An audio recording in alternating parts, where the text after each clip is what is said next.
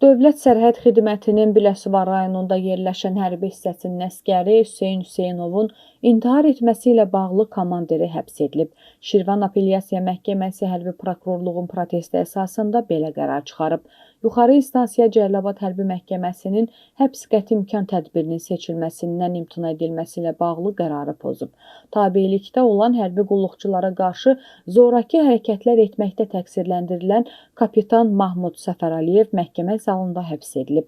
Zabitə verilmiş ittiham gələcəkdə sübuta yetirilərsə, onu 3 ildən 8 ilə qədər həbs cəzası gözləyir. Qeyd edək ki, əsgər Hüseyn Hüseynovun komandiri tərəfindən çoxsaylı təhqir və zorakılığa məruz qaldığı üçün noyabrın 15-də intihar etdiyi iddia olunur. Həmçinin kapitan Səfərəliyevin başqa əsgərlərə qarşı da qanunsuzluqlara yol verdiyi üçün vəzifəsindən azad edildiyi bildirilir. Kapitan sonuncu hadisə ilə bağlı prokurorluq tərəfindən tutulsa da, Cəlilabad Hərbi Məhkəməsi həbs qəti imkan tədbirinin seçilməsi üçün qanunda nəzərdə tutulmuş prosessual əsaslar müəyyən edilmədiyini əsas gətirərək onu sərbəst buraxmışdı.